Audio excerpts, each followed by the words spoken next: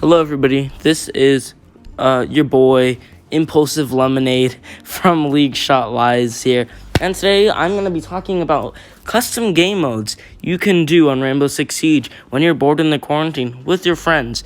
Now, since I don't have any gameplay doing these game modes, I'm just going to be talking about it while I have a previous video of me 1v1ing Elusive Knight. Check out his channel. I don't really know what he does, honestly, so. Alright, let's get into it.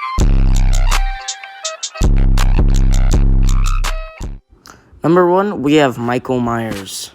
This one is the easiest one to make through custom. So basically what you have to do is make it so however many matches and all of that, all the stuff that's custom to you, but how you actually have it is you make it so the defenders stay on defender. No rotation swap, basically. As much rounds as you want, as long the timer, I don't really care. That's how you do with the custom settings. One person has to be Sledge on attacker, Michael Myers, and however people are on defender have to be a 2-speed. Also, when I play with FoxFam and Elusive, we do something with Smoke, what's his name? Lesion and Oryx. Oryx is what I use. He's the most fun. Next, you have Scary Tower with Spooky Bitch, as people call her, aka Caviera. So with this, you're going to have it on Tactical Realism. Same with Michael Myers. All of these that I'm talking about have to be on Tactical Realism. You have it in the towers, or skyscrapers, as it's actually called. And, yeah. You're supposed to have the attackers come in instead of the defenders, since Caviera is by herself, you know. Caviera has to stay inside of her place while the attackers come in. The attackers have to find their hiding spots, and then after they're all ready, which shouldn't be that long since there's a limited amount of time, Spooky Bitch will come out and try and find them by downing them and then doing the interrogation. Next, we have Border Patrol using Doc and Rook. The map it will take place on is that submarine map where it's like the dock, like the harbor or whatever you want to call it. I don't know. That's where it takes place. So there's like this wall section alleyway place where Doc and Rook will stand, and all the attackers have to come inside of the place and like do that. That's like the most simple one. I've never played this one or the last one. I've only played Michael Myers, but it seems really fun, and Border Patrol, and that's funny. Next, we have R6 Zombies. So here's how it works. So all the attackers are recruits with the Super Shorty and the knife. They're not allowed to use the primary, as that would be unrealistic or unfair since it's like 5 against 1 or 2. Anyways, and then there's one defender, or however defenders. So if it would be one defender, it would be 4 zombies, 1, and then all the math like that. I'm not going to get into that. It's quarantine. I don't want to do that much work anymore. Just stop letting me. No, stop it. No, I don't want to, man. Okay. It takes place on house or really any map you want it. It's like actual BO1 zombies because there are barricades. You can put them up and it looks like they're breaking it down. I've actually played this one with FoxFam 818 and Elusive. It was pretty fun, except we accidentally changed it up so it would be the defenders or the zombies. It was an accident, but hey, it was still fun. Next, we have prison or quarantine. Works either way. Also, if it's quarantine, pretty ironic. This one is going to be on Tactical Realism and House. So there are as many defenders who are going to be recruit. Can't shoot, can't knife, just has to get out of the house. There will be guards, as many attackers, but trying to make it balanced so there will be like 2 guards, 3 prisoners, or quarantined. I don't know. I don't know what would be a pronoun for, or what, a pronoun? I don't know. Whatever. As I said, quarantine, I don't want to really do that much work. No, not at all. Anyways, they all have to come in, the attackers, maybe one inside, one outside, have the prisoners are quarantined, close up the door, and then put in the house.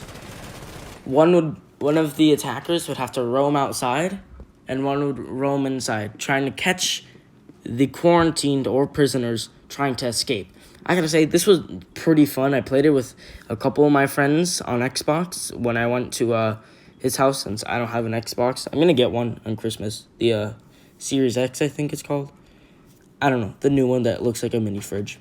Lastly, we have tactical situation, the most complex one out of the entire thing. Since there are so many rules, you're not allowed to put in the actual thing in custom, which is weird. I don't know why we can't do stuff like certain operators and certain guns. So you're just gonna have to have the trust of your friends. Okay, for round 1, Ash and Thermite only using their pistols. For attackers, trying to take the hostage. Also on tactical realism, that's how you have to put it on. On defenders or terrorists, with the hostage, also in house, only in house. It works the best in house. The terrorists, or defenders, as I'm going to call them, terrorists, recruit with the shotgun. Jaeger's shotgun is what it looks like. I think it's Jaeger's shotgun. And their pistol. The normal pistol, not the super shorty or whatever they have. That for round 1. Round 2, on defenders, it's the same, but with smoke. Oh, also, I forgot to mention, on round 1, all recruits are only allowed to hip fire. I forgot about that. Smoke, however, uses his shotgun, his normal pistol, and is allowed to aim. On attackers, Ash, Thermite again, but they're allowed to use their primary with single fire on. Round 3, the same on, terrorist side with the hostage. And there's a new section, which is on the attackers, but you have to jeopardize a actual shooter. Dokubi, also known as a negotiator. She will be able to negotiate with the others. Of course, if you're using friends who like to mess around, they're probably not going to negotiate and probably kill her, as that is actually allowed. Since Dokubi is only supposed to use her machine pistol, only if she's allowed to be fired, if she is fired upon.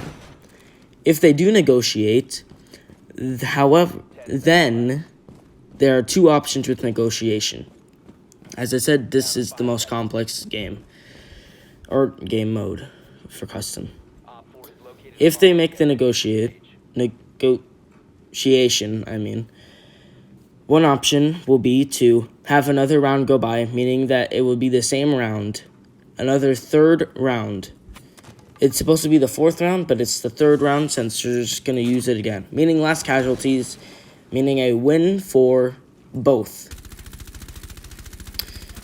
Also, it's going to be for the attackers, if they don't decide to negotiate anything, it'll be the SWAT or SAS, both the SAS, they look like SWAT members, Sledge and Thatcher. No EMP though, because honestly, you're not even going to put anything down. And Sledge, which you are allowed to use a sledgehammer. 4th round. I will have, if I don't have enough time, I will explain the rest on a different video right after this, if you guys want. Because we are running out of time now that I am looking at the clip. I will explain the rest since there are it goes up to 7 rounds on the rules. The others are just, ooh, wait. No, okay, I got more time. The 4th round. The same exact rules, but on defenders or terrorists, Caviera, with her shotgun and pistol. Pistol, you're only allowed to hip fire. Attackers, you get Sledge, Fuse, basically all the non-DLC ones, like Fuse, stuff like that. And then the round after that, round 5, you get Sledge, Zofia, Maverick. And then a round after that, Nook. And then on round 5, I'm speeding this up a lot because I really want to get through this. On round 5, I forgot to mention, on defenders, Oryx is allowed to come back in. Or not back in, come in. Oh, that was so hard because I wrote it all down, but it's on my phone, and I'm voice recording on my phone. I'm sorry if that was really hard to understand that. If you want a separate video, comment down below where I'll write down everything on a piece of paper so I don't have to just go through memory. I'm going to replay my intro because that's one of the funniest intros I've ever had in the entire history of my YouTube channel.